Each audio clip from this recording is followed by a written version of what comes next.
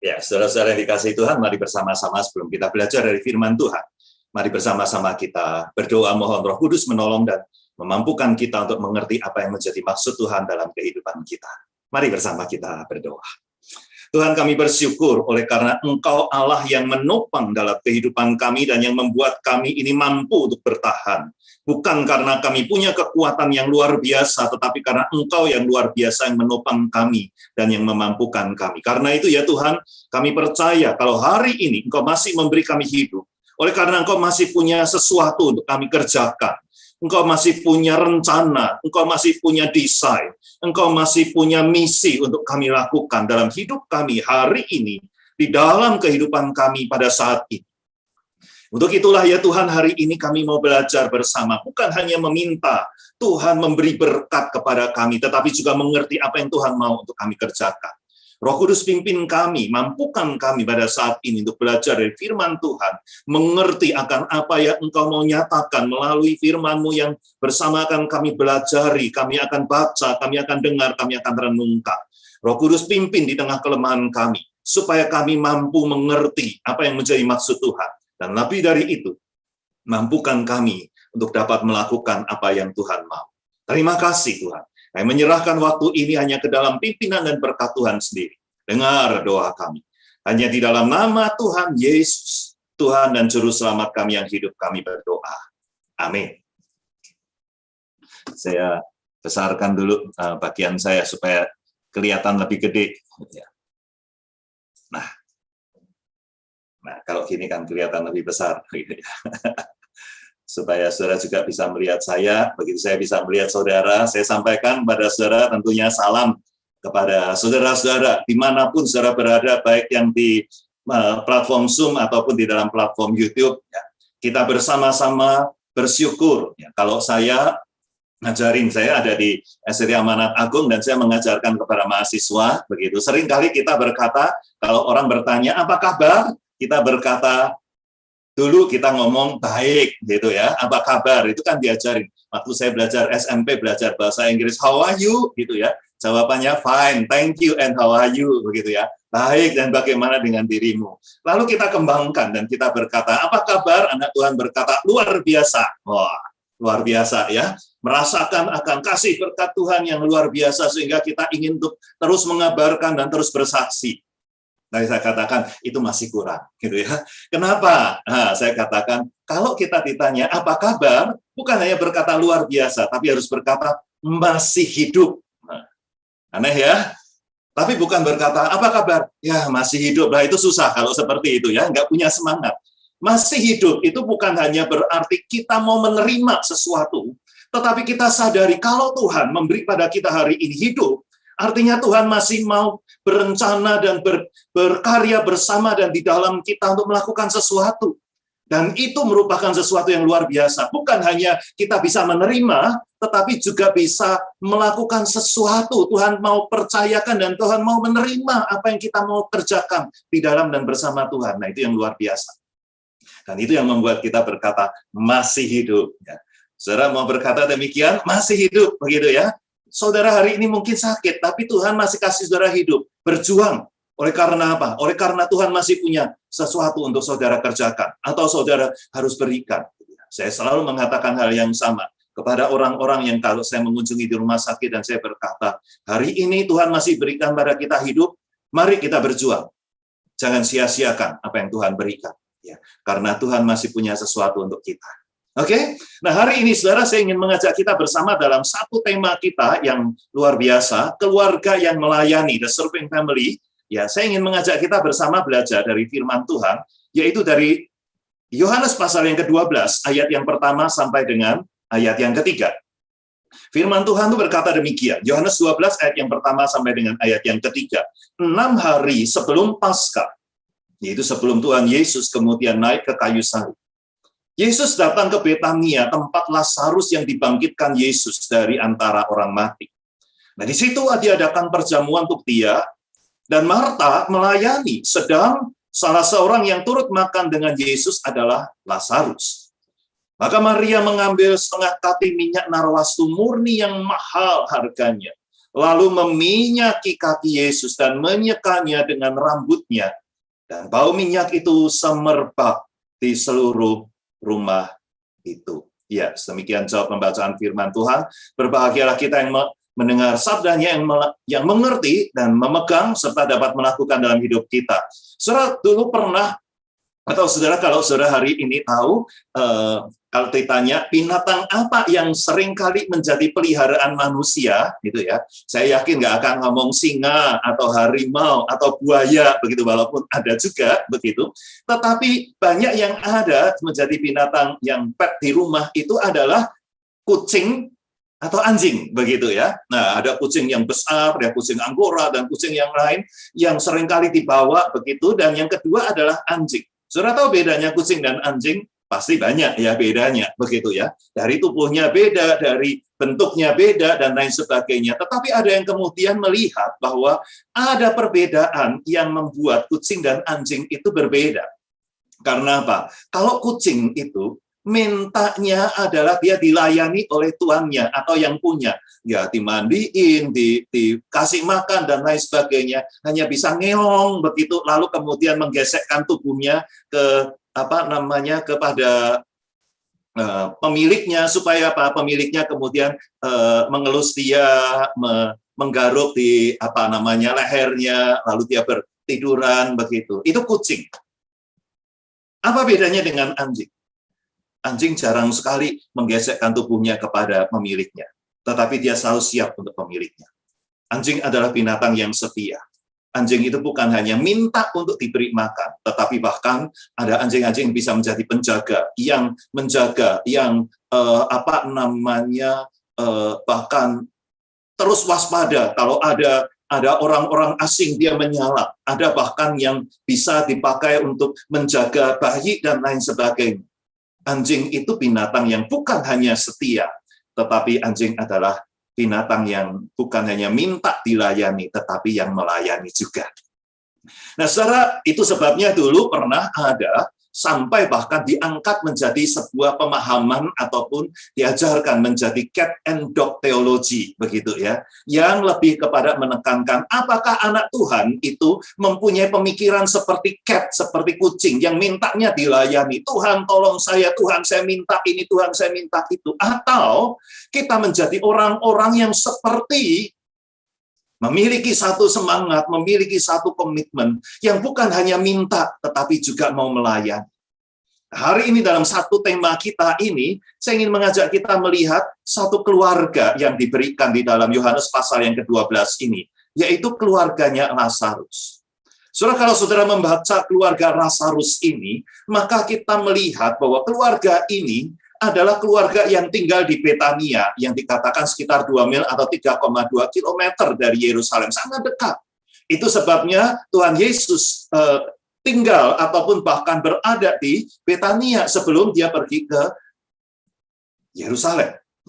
Nah, di Betania yang seperti ini tidak disebutkan dalam keluarganya Lazarus ini adanya orang tua. Mungkin ada banyak penafsir yang mengatakan kemungkinan memang orang tua mereka sudah tidak ada. Sehingga mereka tinggal bertiga ini antara Lazarus, Maria, dan Marta.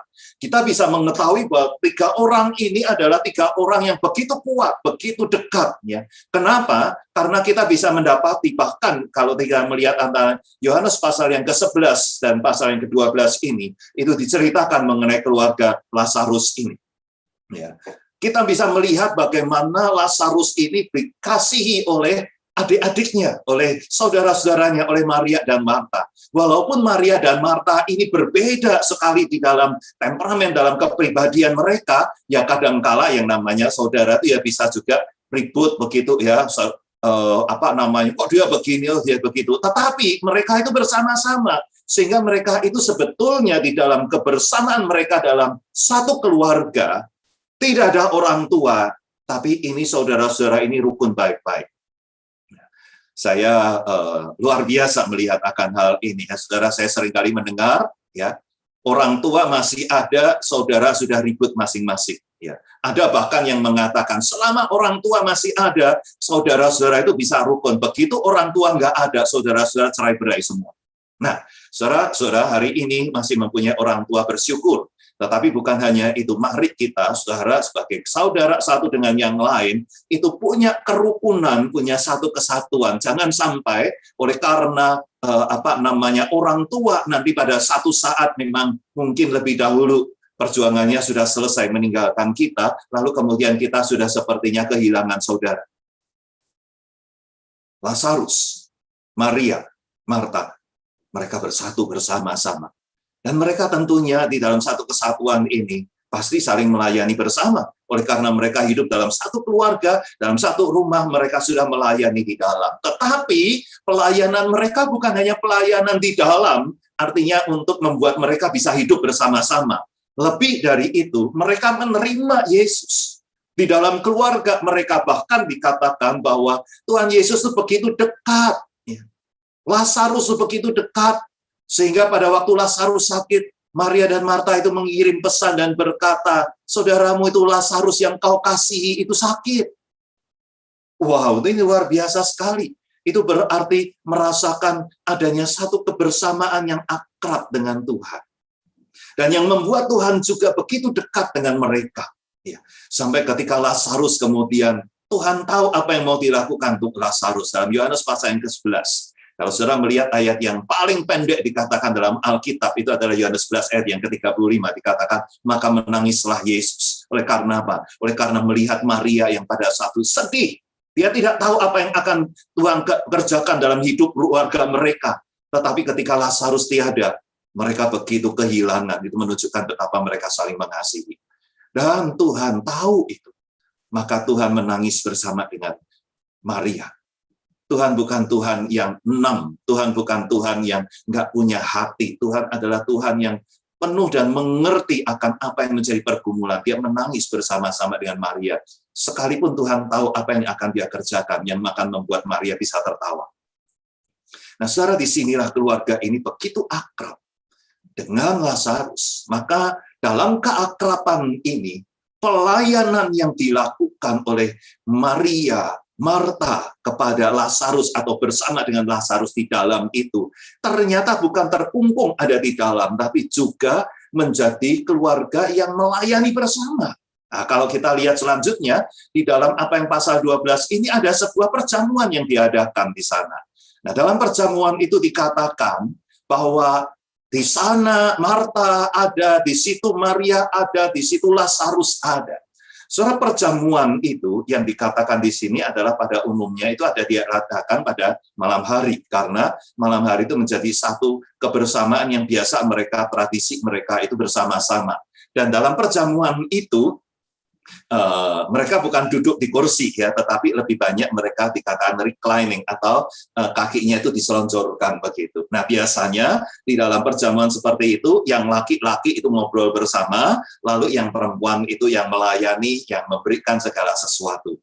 Itu sebabnya kita bisa mendapatkan gambaran ketika dikatakan di sana Marta melayani dan Lazarus ikut makan, salah satu yang ikut makan bersama-sama dengan Tuhan Yesus, maka itu oleh karena mereka bersama-sama.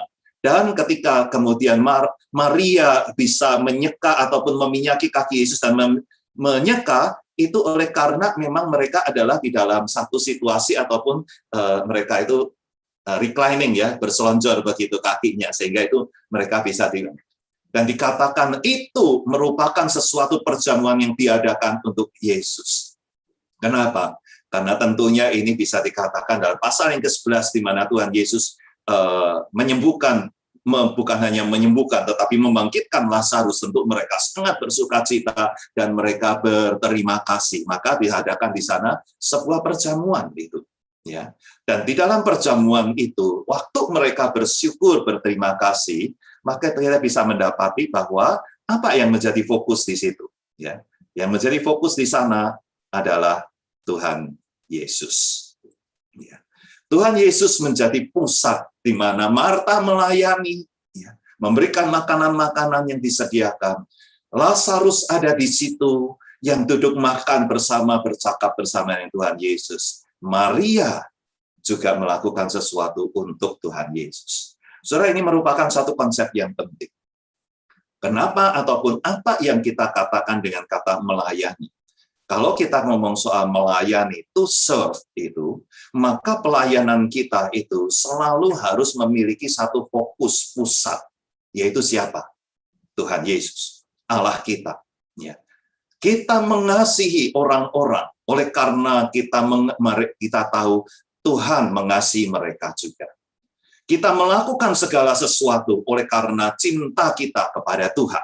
Ya. Itu sebabnya 1 Korintus pasal yang ke-10 ya, ayat yang ke-31 mengatakan, apapun juga yang kamu lakukan, baik makan, minum, ataupun segala sesuatu, lakukanlah itu untuk kemuliaan Tuhan. Dalam Kolose dikatakan, apapun juga yang kamu lakukan, lakukanlah itu seperti untuk Tuhan. Ya. Sementara dalam Perjanjian Lama mengatakan, kamu melakukan sesuatu kepada orang miskin, kamu menghina mereka, itu menghina pencipta. Dengan kata lain, melihat semua, lalu kita melihatnya itu dalam satu frame. Bahwa mereka adalah orang-orang yang juga dikasih oleh Tuhan.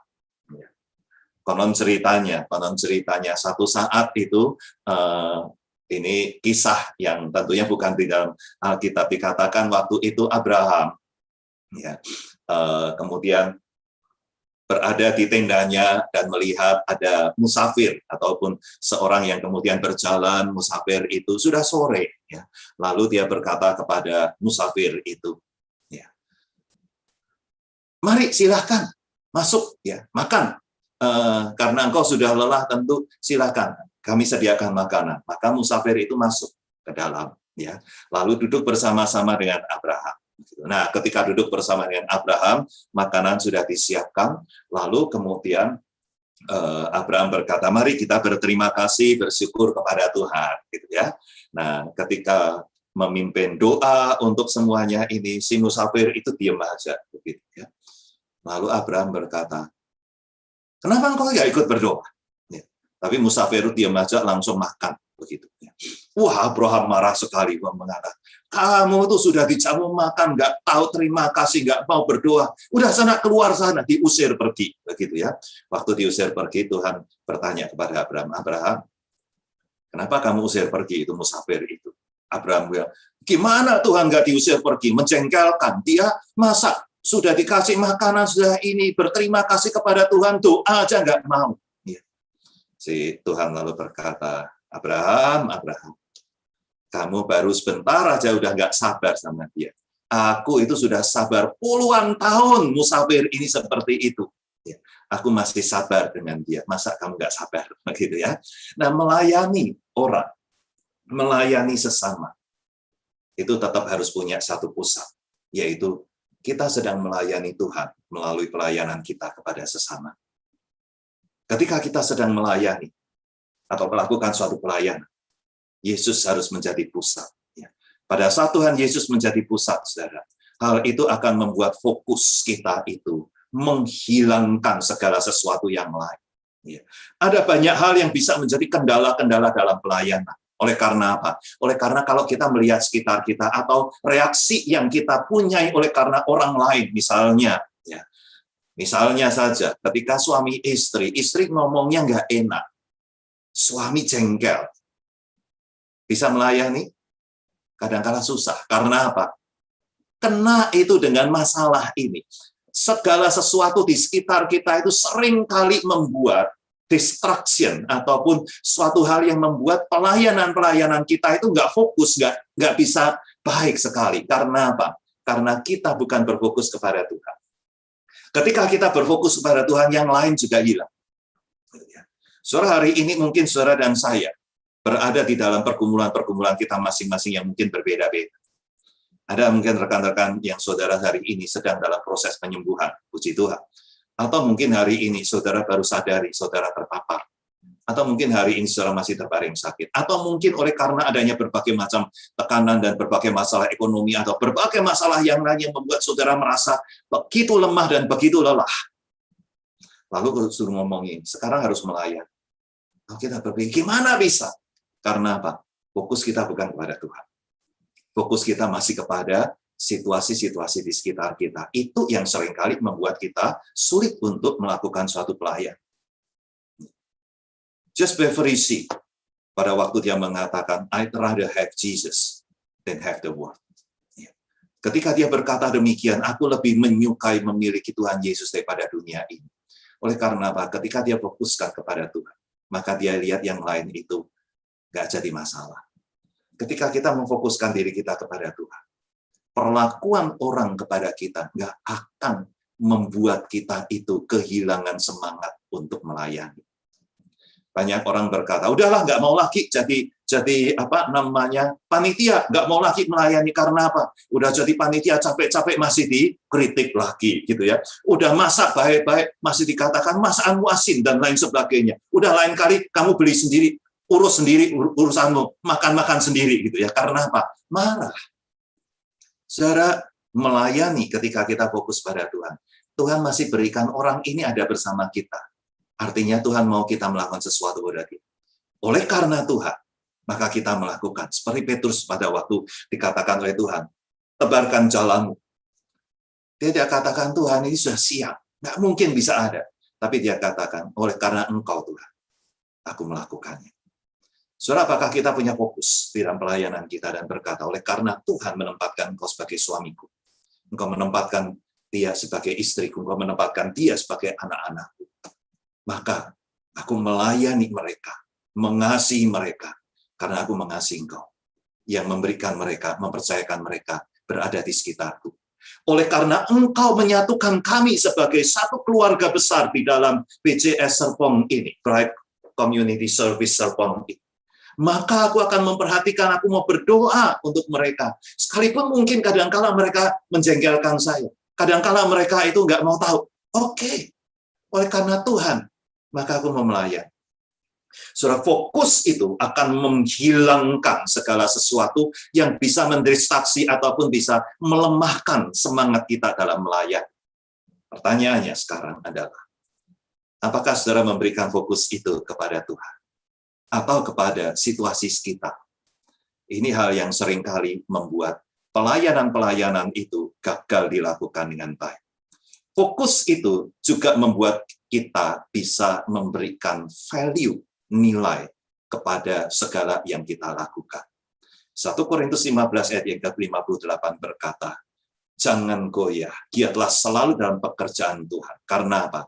Karena di dalam persekutuanmu dengan Tuhan, jerih payahmu tidak sia-sia. Apapun yang kita lakukan di dalam persekutuan kita dengan Tuhan, dalam fokus kita kepada Tuhan, saudara, itu nggak pernah menjadi sia-sia. Saudara, saya pernah bersama-sama dengan seorang ibu yang datang kepada saya pada suatu kali setelah kebaktian doa pagi, lalu dia berkata, Pak, saya ini lagi jengkel, marah, kecewa. Gitu ya. Lalu saya tanya, kenapa? Lalu dia bercerita tentang situasi yang dia hadapi. Bahwa dia katakan, di mana itu yang menjadi janji Tuhan, yang mengatakan bahwa kalau kita membawa anak kita ke dalam jalan yang benar, maka dia tidak akan serong ataupun berbalik dari jalannya itu, akan mengikut Tuhan terus. Lalu saya tanya, apa masalahnya? Saya sudah bawa anak saya. Dari kecil saya bawa sekolah minggu, saya dorong mereka untuk ikut di remaja, ikut di pemuda, pelayanan. Sekarang dia kerja. Di tempat pekerjaan dia bertemu dengan seorang yang belum mengenal kasih karunia Tuhan. Dia jatuh cinta. Saya katakan nggak bisa. Tapi dia tetap nekat. Dan bahkan bukan hanya tetap nekat, malah dia meninggalkan Tuhan. Di mana Tuhan? Saya kecewa, bahkan ketika saya sudah mengancam, kalau kamu terus dengan dia, kamu menikah, saya nggak akan datang. Dia tetap nekat. Dia marah, dia menangis, dia sedih. Saudara, saya tidak tahu juga apa yang bisa saya katakan. Itu sudah terjadi. Saya bisa berkata, Tuhan tidak akan tinggal diam. Yuk kita bersama-sama terus berjuang, terus berdoa. Apa yang sudah kau lakukan sejak dari kecil kepada anak itu, yakini tidak akan sia-sia. Saudara, lewat beberapa tahun, pada suatu kesempatan, ibu ini datang, wajahnya ceria. Dan dia berkata, anak saya udah pulang. Ternyata anak yang tadinya meninggalkan Tuhan, sekarang kembali ke gereja. Dan saudara tahu apa yang terjadi? Yang membuat dia kembali justru menantunya yang tadinya belum mengenal Tuhan. Itulah yang membawa anak ini kembali. Saudara, tidak ada yang mustahil bagi Allah. Itu yang memberi nilai di dalam setiap pelayanan yang kita lakukan di dalam dan bersama Tuhan. Maka di dalam fokus itulah nilai itu ada. Permasalahannya adalah bagaimana kita melakukannya. Saudara, memang Maria, Marta, dan Lazarus itu beda orang. Ya, maka beda juga cara mereka mewujudkan cara mereka melakukan pelayanan. Kalau Marta, wah sibuk-sibuk ya. Maria mungkin duduk diam di kaki Yesus dan bahkan saat itu dia memberikan akan minyak urapan itu ke kaki Yesus. Lazarus duduk bersama-sama. Beda dalam melakukan pelayanan. Pelayanan bisa berbeda-beda. Tapi saya ingin mengajak kita bersama untuk melihat bahwa di dalam pelayanan ataupun melayani yang seperti itu, mereka bersama-sama sebagai sebuah keluarga yang melayani. Ya. Dan sebagai keluarga yang melayani, ini saya katakan mempunyai satu prinsip dalam keluarga yang melayani. Yaitu apa? Prinsipnya sehat. Gitu ya. Nah, sehat ini bukan hanya sekedar sehat jasmani, sehat rohani, sehat dalam pelayanan. Tapi saya pakai kata sehat ini untuk memudahkan kita mengingat. Ya. C-nya itu mengingatkan bahwa setiap pelayanan, keluarga yang melayani, diri seorang yang melayani, bersama-sama dengan keluarga yang melayani, itu harus memiliki C-nya, yaitu apa? Kesediaan. Kesediaan untuk melayani itu merupakan sesuatu yang penting. Ya. Saudara, ada begitu banyak, dan kita bisa tahu banyak ada pelayanan-pelayan. Tapi kalau kita nggak bersedia, ya nggak bakal bisa terjadi pelayanan. Ya. Rumah bisa berantakan, dan kita bisa lihat. Tapi kalau kita nggak bersedia untuk melakukan sesuatu, ya rumah tetap berantakan. Gitu ya. Kita bisa lihat pasangan kita sibuk setengah mati, tapi kalau kita hanya lihat dan tidak bersedia untuk ikut, nggak ada pelayanan yang terjadi. Maka pertama-tama adalah kesediaan, itu penting sekali. Ini pelajaran dari Lazarus. Pada waktu Lazarus bersama-sama dalam perjamuan itu dikatakan, Lazarus ikut makan bersama-sama dengan Lazarus. Sedang bersama dengan Tuhan Yesus berbincang bersama. Ini menunjukkan kehadiran yang sepenuhnya. Kadangkala yang diperlukan hanyalah yang seperti itu. Sesuatu yang tidak ada yang lain, cukup kita hadir bersama-sama. Ya. Bahkan kadangkala orang hanya memerlukan pelayanan kita, yaitu apa? Dengerin dia. Ya. Istri kadangkala pengen ngeluh, suami pasang telinga baik-baik, gitu ya. Dengerin, kadangkala nggak perlu banyak komentar, perlunya apa? Peluk aja dia, gitu ya. Anak kadangkala juga pengennya ngobrol, ngomong segala sesuatu. Kita jadi tempat sampah, nggak apa-apa. Tapi itu hadir bagi dia, gitu ya. Jangan sampai ketika orang lagi ngomong, kita sibuk WA lalu berkata, tadi ngomong apa? Ya silakan, gitu ya. Saudara hadir sepenuhnya, ini penting sekali. Dalam saudara melayani, saudara nggak hanya bisa hadirkan tangan saudara, saudara nggak bisa hanya hadirkan mulut saudara, tetapi saudara harus hadirkan hidup saudara sepenuhnya, baru itu melayani. Ya. Di dalam keluarga, ataupun ketika keluarga bersama-sama melayani, pertanyaannya, apakah saudara menghadirkan hidup saudara di sana? Lazarus menghadirkan dirinya di situ. Dia hadir sepenuhnya. Pada waktu dia hadir sepenuhnya, maka dia juga memberikan apa yang diperlukan. Dalam hal ini, Tuhan hadir di situ, duduk, maka dia sebagai laki-laki yang bisa untuk duduk bersama, dia duduk di situ, memberikan hatinya, memberikan dirinya, membuka dirinya untuk bersama-sama dengan Tuhan Yesus, mendengarkan apa yang Tuhan Yesus katakan. Itu membuka diri untuk kehadiran. Nah, saudara, pelayanan selalu dimulai dengan hal itu. Kita membuka ruang dalam diri kita untuk orang yang kita layani. Keluarga yang melayani adalah keluarga yang juga membuka ruang bagi orang lain sesama hadir di dalam kehidupan. Saudara melayani dalam keluarga, kalau saudara tidak memberikan ruang buat mereka. Nggak pernah bisa. Saya pernah baca satu iklan PHK, putus hubungan keluarga, gitu ya. Dan kemudian menyatakan dengan ini, nama ini tidak lagi sebagai keluarga, apapun yang dilakukan di luar tanggung jawab kami, gitu ya. Itu pernah. Sebaliknya, saya pernah mendengar satu kesaksian dari almarhum Roni Patinasarani, ya, seorang orang yang tokoh di dalam persepak bolaan Indonesia, ya. Pada waktu anak-anaknya kemudian terjerat narkoba dan kemudian melakukan banyak hal yang keliru dan kemudian mempermalukan keluarga, satu hal yang dikatakan oleh anaknya yang membuat dia kembali adalah ketika Roni sebagai orang tuanya, dia berkata, apapun yang terjadi, kamu adalah anakku. Sudah dia memberikan ruang di dalam dirinya untuk kehadiran dari anaknya, sekalipun anaknya itu sudah melukai dirinya. Dan itu yang membuat anaknya kembali. Setelah membuka diri, memberi ruang itu sangat penting di dalam kehidupan, dalam hidup kita, dalam kita melayani. Senya itu mengingatkan bagaimana kesediaan untuk melayani menjadi satu prinsip yang penting. Lalu hatinya mengingatkan apa? Hanya itu mengingatkan hati yang mengasihi. Orang yang melayani pakai hati. Ya, itu pelayanannya Maria. Pada waktu Maria bersama-sama pada saat itu dikatakan, lalu Maria mengambil setengah katik minyak narwastu yang begitu mahal, yang begitu indah, yang begitu berharga. Dan dia meminyaki kaki Yesus, lalu menyekanya dengan rambutnya. Saudara, mengurai rambut itu luar biasa. Bagi orang Israel, bagi wanita, mengurai rambut di depan orang itu merupakan sesuatu yang disgrace, sesuatu yang membuat orang bisa menghina. Tetapi bagi Maria, no problem, nggak masalah. Oleh karena apa? Fokus dia sama Tuhan Yesus.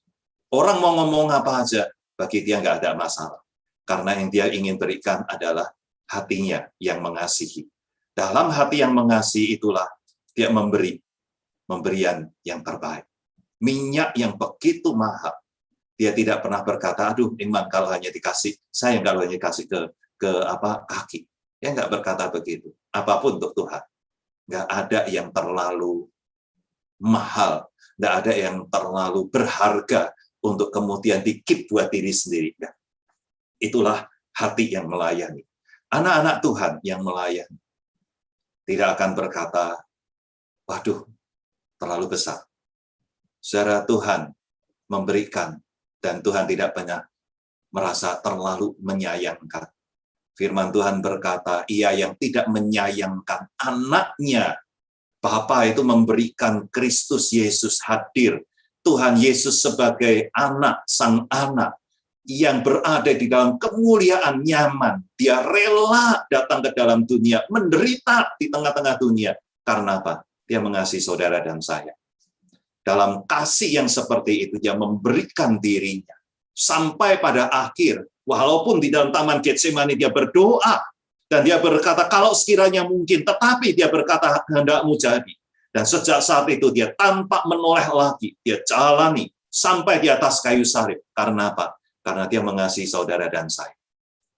Saudara, kalau Tuhan begitu mengasihi kita dan memberikan yang terbaik, apakah ada sesuatu yang terlalu besar untuk kita berikan kepada Tuhan?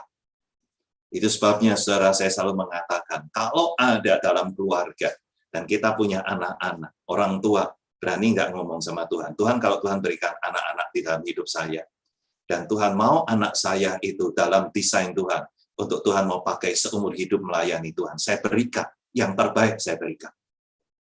Maukah kita berdoa demikian, dan bahkan mendorong anak kita, begitu ya? Atau kalau saudara, mungkin Tuhan berkata, aku nggak mau anakmu, aku mau kamu, gitu ya. Maukah kita berkata, iya Tuhan, ini saya, pakai saya. Tidak ada yang terlalu besar yang kita berikan, yang terlalu berharga, yang kita bisa keep untuk diri kita. Dalam pelayanan kita, mari kita juga memberikan yang terbaik. Ya. Dan ketika kita memberikan yang terbaik, mari kita memberikannya dengan hati. Ya. Satu kutipan dari Ibu Teresa, dia pernah mengatakan bahwa it is not how much we give, but how much love we put into giving. Tidak masalah berapa banyak yang engkau berikan, tetapi berapa besar cinta atau hati yang mengasihi itu yang engkau berikan atau yang engkau masukkan, yang membuat engkau itu memberi. Nah, ya. Hal yang hampir sama yang dikatakan oleh Amy Carmichael, ya, Amy Carmichael, ya, dia mengatakan you can always give without loving, but you can never love without giving. Engkau bisa memberi tanpa mengasihi, tetapi kalau kau punya kasih, nggak mungkin nggak engkau pasti akan memberi. Nah, dalam melayani itu, oleh karena kalau itu digerakkan oleh hati, maka pelayananmu akan menjadi indah. Saudara nggak akan berikan kopi kepada pasangan saudara, nih kopi ini, mau minum terserah, nggak mau minum juga terserah. Itu namanya memberi tanpa hati. Nah, memberi dengan hati yang, ya, aku tahu kamu capek ini, kopi ini, ya. Kalau perlu bukan hanya kopi, pijit dia, gitu ya. Nah, itu pelayanan yang dari hati. Sehat, setia melayani, lalu pakai hati di dalam melayani. T-nya apa? T-nya itu mengingatkan kepada tangan yang terulur. Dikatakan Marta itu melayani. Kata melayani yang ada di dalam bagian ayat yang ada tadi, ya, menunjukkan kepada suatu hal yang disebut dengan kata diakoneo, atau saudara pernah dengar kata diakon, gitu ya, yaitu orang-orang yang melayani meja. Melayani meja ini bukan hanya sekedar melayani meja, tetapi melayani dengan satu kata kerja yang bersifat kata kerja aktif. Ya. Nah, ini berarti kalau orang melayani itu selalu merupakan sesuatu yang bukan hanya sekedar minta lebih dahulu orang ngomong, tolong dong, sampai kata tolong dong, berikan ini, baru, oh ya, kamu perlu apa, baru dikasih. Ya, bukan seperti itu. Tetapi kata kerja aktif ini memerlukan sesuatu yang bersifat inisiatif. Melihat, mengetahui, lalu kemudian berkata, ada sesuatu yang diperlukan di sana, saya melakukannya. Maka dalam melayani bukan hanya sekedar apa yang saya mau berikan, tetapi juga melihat apa yang dia perlukan. Nah, saudara, saya punya pengalaman yang unik dengan anak saya pada waktu anak saya ulang tahun, begitu ya. Saya dengan istri saya kemudian berkata, waktu itu anak saya umur berapa saya lupa, begitu. Tapi kami berkata, oke, kali ini kita kasih kado ya, tapi sendiri-sendiri. Kamu kasih sendiri, saya kasih sendiri, gitu ya. Nah, saya berpikir, oke, ya sama-sama, oke. Lalu istri saya pergi bersama saya pada waktu itu mal masih dibuka, ya belum masa pandemi, gitu ya. Jadi kami pergi ke daerah mainan anak-anak. Ya, lalu kemudian saya cari sendiri, istri saya cari sendiri. Nah, saya lihat ada satu mainan yang saya rasa, wow, ini bagus sekali. Saya beli itu, saya bungkus, ya, saya keep itu sampai pada harinya anak saya ulang tahun. Istri saya juga sama. Pada waktu ulang tahun, kami mengalami selamat ulang tahun. Nah, ini ada kado dari papa mama, gitu ya, dari papi mami. Ya. Lalu istri saya kasih, ya udah kamu duluan. Ya, saya kasih kado saya. Wah, anak saya bilang, wah terima kasih Pak. Boleh buka nggak? Boleh ya, ayo buka ya. Waktu dia buka, dia kata, wah terima kasih gitu ya. Kenapa? Saya berikan kepada dia mainan itu karena dia laki-laki ya. Kalau perempuan mungkin mainannya beda. Ini laki-laki, maka saya berikan kepada dia mainan yang ada murbaut yang bisa dipasang-pasang begitu. Wah, biar apa namanya itu suatu hal yang unik yang menyenangkan, bisa dipasang, bisa menjadi bentuk bermacam-macam. Ya, terima kasih gitu ya. Lalu kemudian sekarang gilirannya istri saya berkata, ayo aku juga mau kasih kamu. Oh ya. Lalu kemudian istrinya memberikan. Kadonya lebih kecil dari saya lebih gede kan, dosnya juga gede begitu. Dia lebih kecil. Wah, makasih ya, Mam. Buka ya, buka gitu ya. Boleh buka. Wow, dia senang. Makasih ya, Mam. Terus langsung dipakai. Saudara tahu zaman itu masih ada namanya Tamagotchi itu loh, yang mainan yang ada apa namanya binatang yang dikasih makan dan lain sebagainya. Nah, wah langsung dikasih, langsung dipakai, langsung tempat saya ditaruh, saudara. Wah, sakit hati ini, gitu ya. Lalu setelah semuanya itu selesai, masuk kamar, begitu. Saya bilang, wah masa mainan saya ini mainan dari kamu masih kasih. Lalu kemudian istri saya lihat saya dan berkata, kamu tuh mau kasih kado, atau sebetulnya kamu mau ngadu buat dirimu? ingat-ingat lagi, oh iya, iya, betul. Dulu kecil, saya tuh nggak punya itu. Tetangga saya yang punya yang seperti itu. Modelnya beda, tapi mirip, hampir sama. Yang bisa juga dipasang-pasang begitu. Saya nggak punya. Ketika pergi ke tempat tetangga, dikasih mainan itu, wah saya senang sekali. Gitu ya. Maka ketika anak saya ada, saya pikir anak saya pasti senang juga dengan apa yang dulu saya senang. Maka saya berikan itu. Istri saya sih nggak lihat itu, gitu ya. Istri saya lihat apa yang anak-anak saat ini senang, begitu ya. Dia belikan. Sama-sama memberi. Tetapi saya pada waktu itu memberi dengan apa yang saya suka. Istri saya memberi apa yang menjadi dia suka. Saudara, ketika saudara melayani, saudara juga harus memikirkan ini. Bukan hanya, pokoknya saya sudah melakukan. Saya sudah memberikan. Ini yang saya suka. Belum tentu apa yang kita suka, itu yang dia sukai juga. Dalam pelayanan, maka bukan hanya inisiatif yang diperlukan, tetapi juga apa yang diperlukan oleh dia. Melihat, mengetahui, itu perlu, dan dengan demikian kita perlu mengenal dia, memberi ruang di dalam diri kita, sehingga kita bisa sensitif, peka dengan apa yang dia perlu. Kemudian dengan inisiatif kita memberi. Maka pemberian itu juga harus pakai sesuatu, yaitu apa? Tindakan nyata. Bukan hanya kita berkata saja, tetapi tindakan nyata.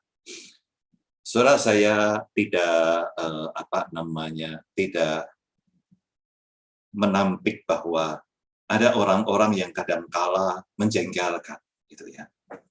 Ada seorang anggota jemaat berkata, Pak, kalau di dalam WA itu ada orang yang di dalam WA grup dikatakan, ada si A lagi sakit, lalu kemudian dia kasih tangan yang berdoa, ikut mendoakan. Saya berdoa untuk kamu. Lalu orang ini berkata, sebetulnya mereka sungguh-sungguh berdoa atau enggak? Saya bilang, jangan menghakimi, gitu ya. Saya katakan pada dia, jangan menghakimi. Tapi terus terang saya juga mikir, benar juga ya. Kadang-kala orang hanya berkata, oh saya ikut mendoakan, tapi belum pernah juga doa, gitu ya. Kita sering di dalam ibadah, kita berdoa syafaat. Karena apa? Doa merupakan salah satu pelayanan yang kita bisa lakukan. Tapi pada saat berdoa syafaat, adakah hati kita betul-betul berdoa? Atau hanya kita berkata, oke lah ini karena harus doa, ya ikut doa. Maka yang ditunggu adalah dalam nama Yesus, amin. Itu yang ditunggu. Saudara, betulkah hati kita ikut tindakan nyata itu adalah mewujudkan seluruhnya? Kita betul-betul berdoa bersama-sama.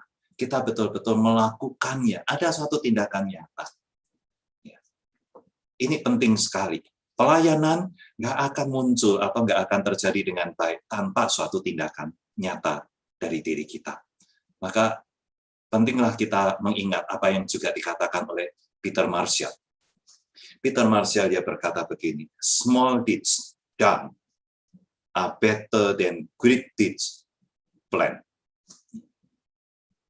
Tindakan-tindakan yang kecil yang dilakukan itu lebih baik daripada pekerjaan-pekerjaan besar yang direncanakan. Kalau hanya rencana, nggak ada nyatanya, nggak guna. Hari ini, saudara dan saya diberi hidup. Apa kabar? Masih hidup, gitu ya. Saudara dan saya hari ini masih hidup. Tuhan punya sesuatu untuk kita kerjakan. Tuhan memberikan kepada kita orang-orang di sekitar kita untuk kita layani. Baik sebagai keluarga yang saling melayani, maupun kita sebagai keluarga yang bisa melayani orang-orang lain yang di sekitar kita. Mungkin itu saudara-saudara kita yang tidak bersama-sama dengan kita, tidak serumah dengan kita. Mereka yang sedang sakit, mereka yang mungkin memerlukan sesuatu. Apakah kita juga terulur untuk mereka? Ya. Ada keponaan kami yang hari ini ada juga di Jakarta, walaupun orang tuanya ada di Solo begitu. Kami tahu dia harus isolasi mandiri, maka kami telepon. Bisa, masih bisa makan, masih bisa. Oke, bagus kalau begitu. Sudah ada vitamin, sudah ada. Oke, kita pagi-pagi tanya, kamu mau makan apa?